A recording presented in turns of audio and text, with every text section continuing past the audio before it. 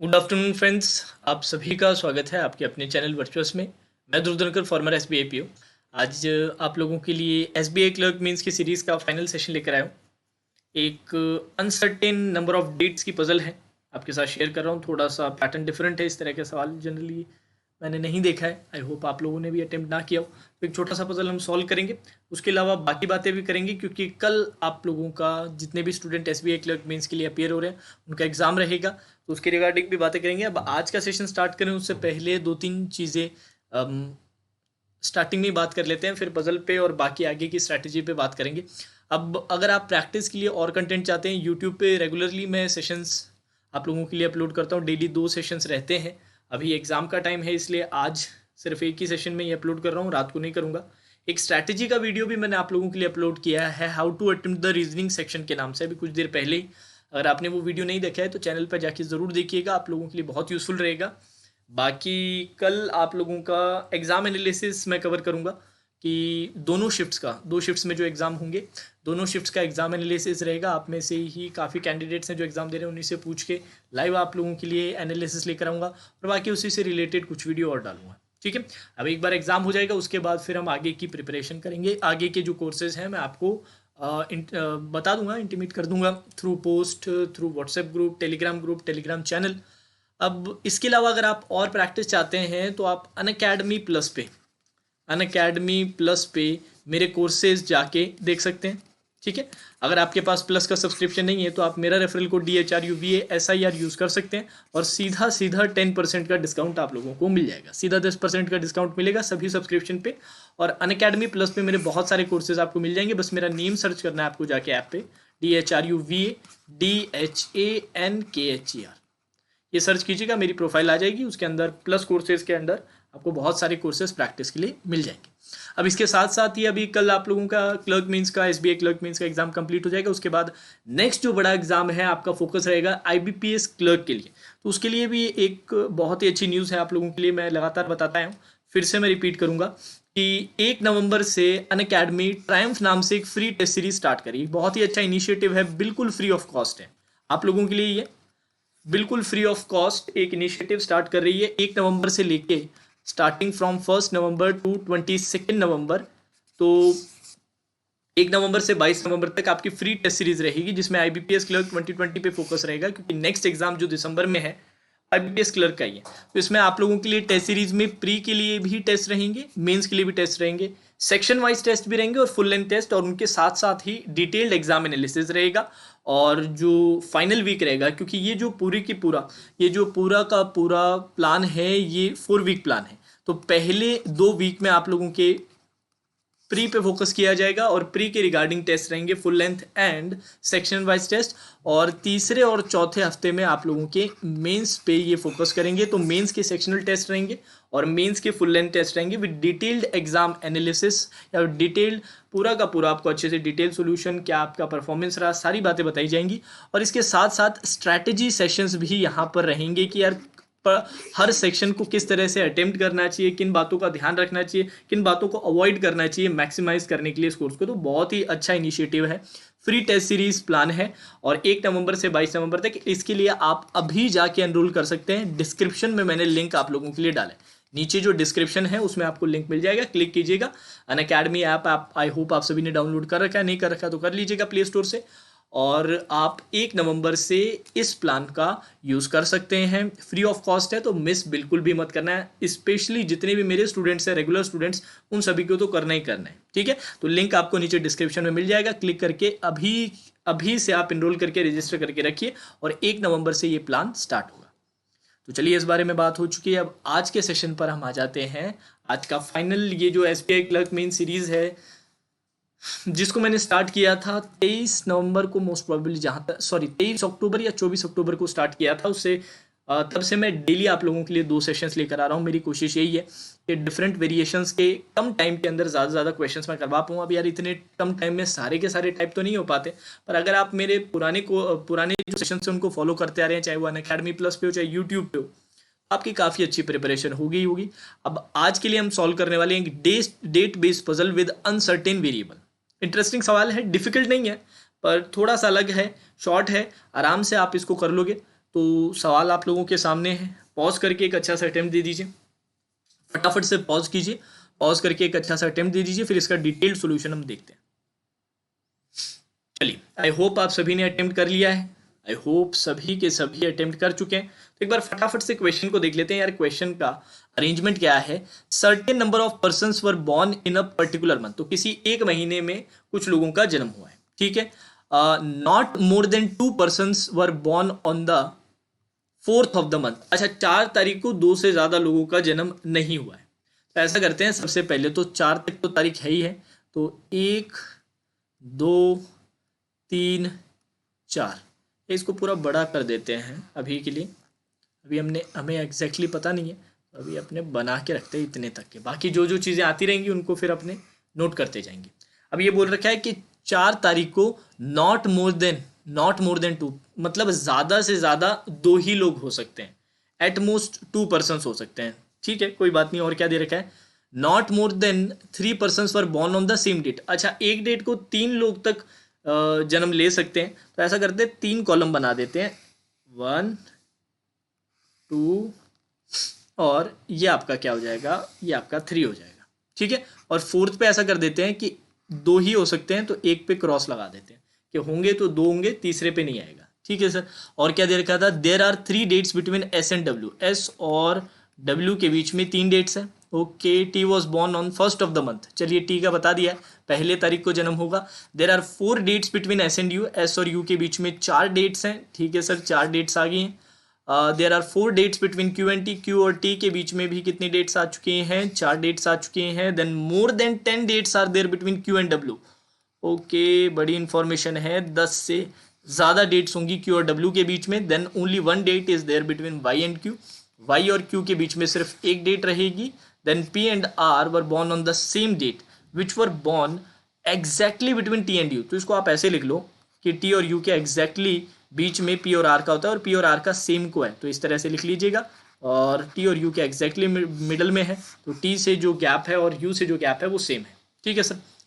Only 1 date is there between V and Y, V और Y के बीच में सिर्फ एक डेट है, ठीक है। U was born immediately after V, U immediately after V है, तो V के इमीडिएट आफ्टर U, इस तरह से नोट करके रख लीजिए। चलिए, ये सारी इन्फॉर्मेशन यहाँ पर हमने लिख ली है, बहुत कम इन्फॉर्मेशन थी, इन्फॉर्मेशन काफ़ी कम थी, पर स्टिल चैलेंजिंग है, थोड़ा सा टिपिकल सवाल है, स्टैंडर्ड नहीं है कि यार जैसे हम देखते आए हैं, जिस पैटर्न पे हम फॉलो करते हैं बहुत सारे सवाल, उससे थोड़ा सा हटके है। तो यार अब अपना नेक्स्ट टारगेट क्या रहेगा? अब क्या किया जाए? अब आपके पास T ऑलरेडी है, तो T और Q से 4 डेट का गैप है, तो 1 2 3, ये रहा 5, ये आगे 4 डेट्स का गैप, तो यहाँ पर 6 वाले पे कौन आ जाएगा? 6 वाले पे सर आपके पास आ जाएगा Q आ जाएगा, ठीक है। 1 2 3 4, हटाइए इसको। अब इसके बाद बोल रखा है Q और W में 10 से ज़्यादा का गैप है, तो 10 से ज़्यादा मतलब कम से कम 11 का तो है ही, तो 7 8 9 10 11 12 13 14 15 16 17, कितना आ चुका है? 1 2 3 4 5 6 7 8 9 10 11, यहाँ तक तो है ही है सर, यहाँ तक तो इतना गैप तो चाहिए ही चाहिए, मतलब 18th तक तो जाएगा ही जाएगा। तो इसको एक बार बना लेते हैं फटाफट से, इंपॉर्टेंट इन्फॉर्मेशन है कि सर कम से कम 11 का तो गैप होना ही चाहिए, कम से कम 11 तक का, तो इसका मतलब 18 भी आ जाएगा, ठीक है सर। यहाँ तक आपने नोट कर लिया, यहाँ तक आपने बना लिया। अब यार एग्जैक्टली तो पुट नहीं कर सकते, फिर भी थोड़ा सा बेटर फील होगा कि यार कुछ चीज़ें तो आपने बना ली, थोड़ा बेसिक आउटले तो बनाइए। अब इसके अलावा और क्या बात है जो हम यूज़ कर सकते हैं? क्यू से रिलेटेड इन्फॉर्मेशन देखो यार, सर क्यू से रिलेटेड इन्फॉर्मेशन है कि क्यू और वाई में 1 का गैप है। अब यार ये वाई का जो गैप है ये ऊपर भी आ सकता है, नीचे भी आ सकता है, मानते हो कि नहीं मानते? ठीक है सर, तो हम ऐसा करते हैं, मैं आपको एक ही केस में सॉल्व करा के दिखाता हूँ एक बार फटाफट। क्यू और वाई का ऊपर की तरफ गैप ले लेते हैं, ठीक है सर। क्यू और वाई का ऊपर की तरफ गैप ले लिया।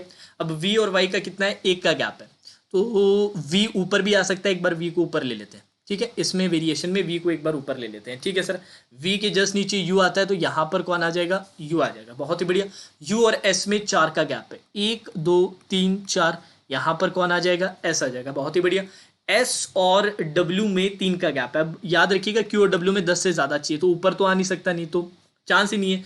10 से ज़्यादा का नीचे की तरफ देख लेते हैं, 1 2 3, यहाँ पर कौन आ गया W। अब Q और W में क्या 10 से ज़्यादा का गैप है, 1 2 3 4 5, नहीं सर।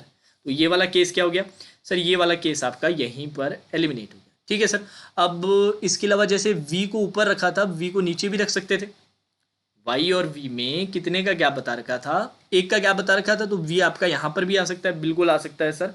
अब V के जस्ट नीचे कौन आ जाएगा, U आ जाएगा, इसमें भी कोई प्रॉब्लम नहीं है। देन आपको क्या बताया, U और S में 4 का गैप, 1 2 3 4, यहाँ पर आपका S आ गया, S और W में 3 का गैप। अब आप चाहते हो Q और W में मैक्सिमम गैप हो, बड़ा गैप हो 10 से ज़्यादा का, तो ऊपर की तरफ तो लेकर जाएंगे नहीं, तो Q के और पास आ जाएगा, नंबर ऑफ डेट जो इन बिटवीन होगी वो कम हो जाएगी, तो नीचे की तरफ जाइए, 1 2 3, यहाँ पर आ गया सर W।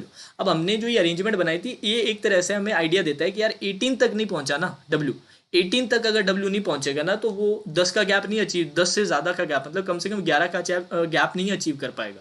तो सर ये आप देख भी सकते हो, 1 2 3 4 5 6 7 8 9 का ही गैप है, ये केस भी क्या हो जाएगा आपका, एलिमिनेट हो जाएगा। ठीक है सर, इसको हटाइए, यहाँ से हट गया हट गया। अब यार Y को आपने क्या रखा था, Y को ऊपर रखा था। अब ऐसा करो, एक केस हम ऐसा लेते हैं जिसमें Y को हम रखते हैं नीचे, ठीक है सर, Q का गैप और Y को। अब सर हमने दो केसेस, दो वेरिएशंस ऑलरेडी इसके अंदर चेक कर लिए, तो हमें पता है कि हमें Q और W में दूर से दूर जाना चाहिए गैप। ठीक है, तो यहाँ पर Y रखा, तो अगला मैं V यहाँ पर नहीं रखूँगा, क्योंकि मुझे पता है कि मुझे मैक्सिमम गैप चाहिए, तो V को और Y का गैप जो रहेगा वो नीचे की तरफ रहेगा। ठीक है सर। अब V के जस्ट नीचे U है, तो यहाँ पर U रहेगा, U और S में 4, 1 2 3 4, यहाँ पर आ जाएगा S, 1 2 3 4। अब S और W में 3 का गैप चाहिए, तो ऊपर की तरफ नहीं लूंगा, नहीं तो फिर वो Q और W में नहीं आ पाएगा, नीचे की तरफ लेते हैं, 1 2, थोड़ा सा इसको मैं एक्सटेंड कर देता हूँ, थोड़ा सा और एक्सटेंड कर लेते हैं, 1 2, और ये रहा 19 3, और ये आ गया आपका 20, तो यहाँ पर कौन आ जाएगा W। अब मुझे बताओ Q और W में 10 से ज़्यादा का गैप है क्या, बिल्कुल सर, 18 को एक्सीड कर गया है, मतलब 11 से भी ज़्यादा आ रहा है, जो हमें चाहिए था कि 10 से तो ज़्यादा हुई, तो 10 से ज़्यादा बिल्कुल मिल रहा है, यहाँ तक कोई इश्यू नहीं है। अब ये भी डन है, ये भी डन है। अब ये वाली जो इन्फॉर्मेशन है इसे देख लो यार, T और U के बिल्कुल मिडल में P और R आएंगे, एग्जैक्टली मिडल में और सेम डेट्स पे, तो 1 2 3 4 5 6 7 8 9, 9 का गैप है, तो 4 4 का दोनों तरफ से देख लो, 1 2 3 4, यहाँ पर P आ जाएगा, यहाँ पर R आ जाएगा। अब और कुछ बचा है क्या, और कुछ भी नहीं बचा है सर, आपकी अरेंजमेंट कंप्लीट।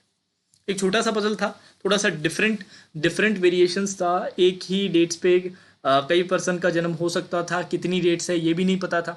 तो ऐसे तो बहुत सिंपल था, पर कई बार क्या होता है कि कुछ अलग पैटर्न पे, अलग वेरिएशन के साथ जब भी सवाल पूछा जाता है ना, तो स्टूडेंट्स जनरली कंफ्यूज हो जाते हैं। तो उसके लिए मैं हमेशा बोलता हूँ कि हमेशा काम रहो यार, टेंशन मत लिया करो, काम रहो, पहले एक बार अरेंजमेंट को देखो, समझने की सबसे पहले कोशिश करो। देखो जब भी न्यू पैटर्न आता है ना, सबसे पहली आपकी कोशिश ये रहती है कि यार ये आउटले बन कैसे रहे, जो बाहर का जो ढांचा है ना, जो आउटले है वो कैसे बन रहा है, वो सबसे इंपॉर्टेंट है। वो एक बार समझ आ जाता है ना, तो अंदर की इन्फॉर्मेशन जनरली ज़्यादा खास रहती नहीं है। ठीक है, तो ये एक छोटा सा पजल था जो मैं आपके लिए लिख रहा था। अब जाइएगा नहीं, जाने से पहले हम कुछ बातें करेंगे। सबसे पहले तो कल आप लोगों का एग्ज़ाम है, तो 2-3 चीज़ें मैं क्लियर कर देता हूँ। काफ़ी लोग आप टेंशन में हो गए, काफ़ी लोगों का मैसेज भी आया, सर डर लग रहा है, इतने टाइम से प्रैक्टिस कर रहे हैं, इतने टाइम से तैयारी कर रहे हैं, और ये पहला मेंस है इस साल का, और कोई मेंस एग्ज़ाम भी नहीं हुआ, तो इसका भी टेंशन है। कोशिश यही रहती है स्टूडेंट्स की कि यार जो पहला एग्ज़ाम दे, पहला मेंस दे, उसी में क्लियर हूँ तो ज़्यादा बेटर है, नहीं तो फिर वो पाइलअप होने लग जाता है कि यार ये भी मेंस नहीं निकला, ये भी नहीं निकला, तो हर बार थोड़ा एक्स्ट्रा प्रेशर फील होता है। देखो ये सारी जो चीज़ें हैं ये बिल्कुल सही बातें हैं, सारी की सारी सही बातें हैं, पर इनके बारे में हमें सोचना नहीं। इनके बारे में अगर सोचोगे ना, तो पेपर में बेस्ट परफॉर्मेंस, अपना बेस्ट नहीं दे पाओगे। पेपर में जब जाओ, सिर्फ एक ही चीज़ सोच के जाया करो कि यार आपको जितना आता है, जितना आप बेस्ट दे सकते हो, आपकी कैपेबिलिटीज़ जितनी है उसके अकॉर्डिंगली परफॉर्म आपको करना है, उससे ना ज़्यादा ना कम, उतना कर लोगे ना तो मोर देन सफिशिएंट है, और कुछ नहीं सोचना है। ठीक है, और जो रीजनिंग कैसे अटेम्प्ट करनी है, क्या पहले क्या बाद में, क्या टाइमिंग रहेगी, सारी चीज़ें मैंने एक सेपरेट वीडियो में बनाई है, वो जाके देख लीजिएगा, कुछ देर पहले ही अपलोड किया है। और इसके साथ साथ कल मैं आप लोगों से जुड़ा रहूँगा, दोनों शिफ्ट्स का मैं एग्ज़ाम एनालिसिस कवर करूँगा मैं आप लोगों के लिए।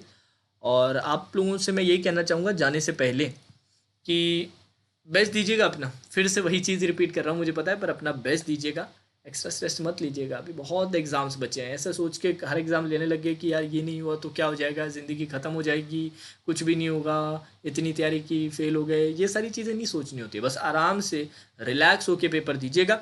और एक्स्ट्रा जो है ना, एक्स्ट्रा स्ट्रेस अपने दिमाग पे एक्स्ट्रा स्ट्रेस मत डालिएगा, क्योंकि 2 घंटे 40 मिनट का पेपर है। बड़ा कंडीशनिंग अच्छी चाहिए, मेंटल कंडीशनिंग जो होती है ना, मेंटल स्टेमिना, वो काफ़ी अच्छा चाहिए। काफ़ी टाइम तक आपको फोकस्ड रहना है। 2 घंटे 40 मिनट काफ़ी टाइम होता है, 1 घंटा तो बहुत ज़्यादा कम रहता है उसके कंपैरिजन में। तो ये एक्स्ट्रा चीज़ें आप लोगे ना तो दिमाग जल्दी थकना स्टार्ट हो जाएगा, जो एफिशिएंसी है वो बहुत ही जल्दी नीचे गिरने लग जाएगी। और अगर ये इस तरह के एक्स्ट्रा स्ट्रेस नहीं लोगे, रिलैक्स होकर पेपर करते जाओगे, जैसा भी जा रहा है कोई बात नहीं, ये सेक्शन अच्छा नहीं जा रहा तो कोई नहीं, अगला चला जाएगा, ये नहीं अगला नहीं जा रहा तो उसके अगला चला जाएगा। और नहीं जा रहा है तो भी आपको में भी ऐसा हो कि आपको लग रहा हो कि अच्छा नहीं जा रहा, हो सकता है बाकी स्टूडेंट्स का उससे भी खराब जा रहा हो। तो ये सारी चीज़ें मत सोचना, बस अपना टारगेट 2 घंटे 40 मिनट तक अपने को बिल्कुल काम रहना है, स्ट्रेस फ्री रहना है, बस क्वेश्चन पे फोकस रहना है। 2 घंटे 40 मिनट तक फोकस रहो, बस यही कोशिश आपकी रहनी चाहिए, और पेपर आपका ज़रूर क्लियर होगा, ये मेरा प्रॉमिस है। ठीक है, तो चलिए दोस्तों, आज के सेशन में इतना ही। Now that's all for today's session. Have a great day.